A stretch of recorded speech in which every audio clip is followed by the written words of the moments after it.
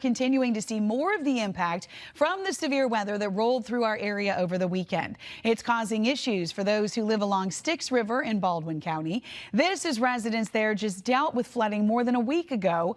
Fox 10's Stephen Moody is live this morning with an update. Stephen, good morning. So what are you seeing?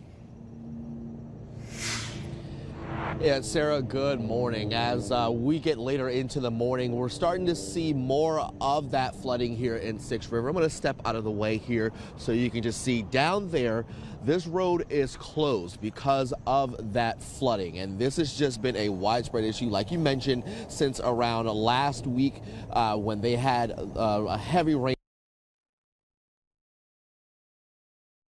An hour or so, and this road is completely closed, and you can only imagine what it's like for the residents who live on the other side of the river. Now, we actually had some video that was sent in by some viewers, and this is, you can see the flooding from overnight, and you can see the water rushing under that home. Now, according to NOAA's storm gauge observations, Styx River near Elsinore is expected to crest at around 21 feet this morning. 17 feet is considered a major flood, according to NOAA, and the record crest here is 28 feet.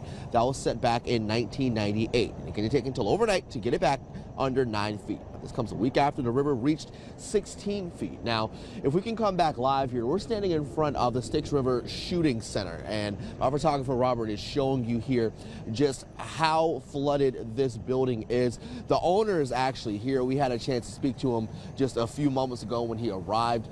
He says that at this point, when he got here, he knows that this is the risk of having a business here on the river, but it looks like at this point he is optimistic, and he says that they actually avoided a disaster here. So he's going to be cleaning out the business inside of here all day here as they wait for this water to recede, and he says that at this point he's just glad that it wasn't worse. We'll have an update on that more coming up in our midday hour, but for now, reporting live here this morning in Baldwin County, Stephen Moody, Fox 10 News.